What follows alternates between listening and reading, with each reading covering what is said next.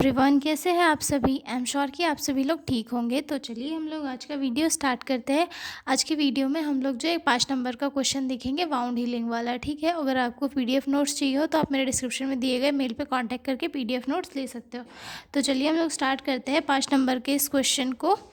Wound healing होती क्या है? जब भी हमारी बॉडी में कोई इंजरी हो जाती है, हमें कोई चोट लग जाती है, वहाँ से क्या होता है, ब्लड निकलने लगता है। तो उस ब्लीडिंग को रोकने के लिए हमारी बॉडी में एक नेचुरल प्रोसेस होती है जिससे जो कि उस ब्लड को रोकती है और वहाँ पर जो घाव बना हुआ है उसे ठीक करती है। ठीक है, तो इस प्रोसेस को वाउंड हीलिंग कहा जाता है। मतलब ये एक नेचुरल प्रोसेस होती है। जैसे ही चोट लगती है, हमारी जो ब्लड वेसल है वहाँ पर वर्क करती है, उस ब्लड को बहना बंद कर देती है और उसको उस चोट को इन्फेक्शन से बचा के उसे ठीक जैसे पहले थी वैसे करने में लग जाती है। तो यही प्रोसेस जो है वाउंड हीलिंग कहलाती है। ठीक है, इंट्रोडक्शन से स्टार्ट करते हैं। Wound healing is a natural process by which the body repairs damage to the skin and other soft tissues. यानी कि वाउंड हीलिंग एक नेचुरल प्रोसेस है जिसमें हमारी बॉडी जो है डैमेज टिश्यूज़ और जो सॉफ्ट टिश्यूज़ है, स्किन है, उसे रिपेयर करती है। ठीक है, when skin is cut or injured, the body start a series of biological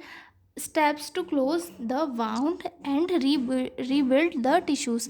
मतलब जब हमारी स्किन में कहीं कोई कट लग जाता है, कहीं कहीं कोई इंजरी हो जाती है, तो हमारी बॉडी जो है एक नेचुरल प्रोसेस स्टार्ट कर देती है जिसमें कि एक सीरीज़ के जैसे वर्क करती है, स्टेप टू स्टेप। जैसे कि पहले क्या होगा, दूसरे के बार क्या होगा, तीसरे स्टेप में क्या होगा, चौथे स्टेप में।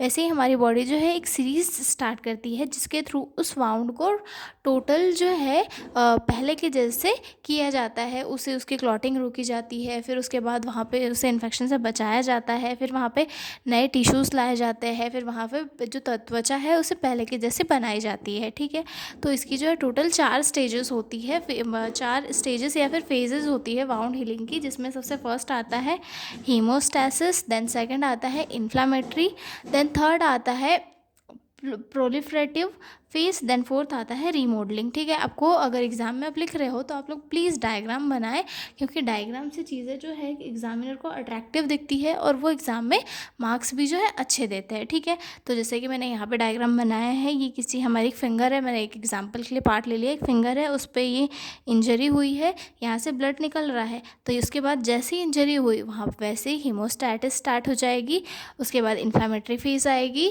देन थर्ड आएगी प्रोलिफरेटिव फेज, देन फोर्थ आएगी रीमॉडलिंग फेज। ठीक है, हम इन जो फेजेस है उन्हें डिटेल में देखते हैं। ठीक है, तो जो सबसे फर्स्ट आएगी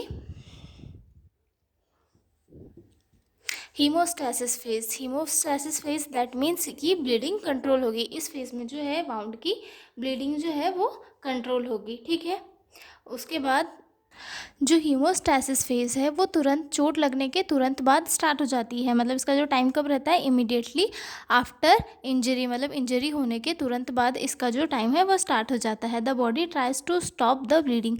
जो हमारी बॉडी है वो ब्लीडिंग को स्टॉप करने की कोशिश करती है। ठीक है, blood vessels constrict, vasoconstriction to reduce blood flow. हमारी जो ब्लड वेसल्स होती है वो कॉन्स्ट्रिक्ट हो जाती है ताकि ब्लड फ्लो जो होती है, ब्लड फ्लो जो है वो कम हो जाए।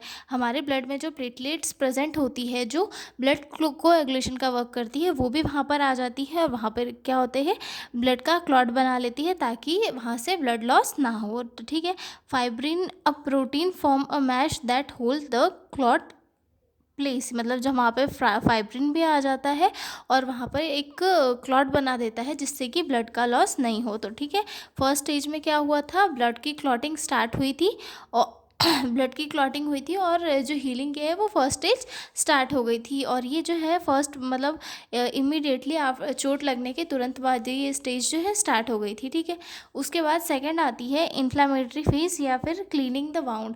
इसमें क्या होता है, वाउंड क्लीन होता है। ठीक है, इसका फ्रेम टाइम कब कब होता है, 1 से 4 दिन तक का। ठीक है, white blood cells like neutrophils and microphages come to wound site, they remove bacteria and dead cells and debris, area become red, warm, swell and painful। जो हमारा वाउंड होता है, हमारा घाव होता है, वहाँ पर हमारी बॉडी में प्रेजेंट रहने वाली न्यूट्रोफिल और माइक्रोफेजेस आ जाती है और वहाँ पर वो क्या करती है, हमारे जो भी घाव है वहाँ पर कोई बैक्टीरिया, डेड सेल्स और जो भी वहाँ पे इन्फेक्शन कॉजेज एजेंट्स होते हैं उन्हें रिमूव करती है, यानी कि जो घाव होता है उसे इन्फेक्शन से बचाती है, जिसके कारण क्या होता है वो जगह रेड हो जाती है, वार्म हो जाती है और उस पर स्वेलिंग आ जाती है और थोड़ा पेन भी होता है, लेकिन ये इन्फेक्शन से बचाने के लिए ज़रूरी होता है। तो ये सारी चीज़ें इन्होंने वाउंड को पूरा क्लीन कर दिया सेकेंड फेज़ में। फर्स्ट फेज़ क्या हुई थी, वहाँ पे जो है क्लॉट बना था। सेकेंड फेज़ 1 से 4 दिन की थी,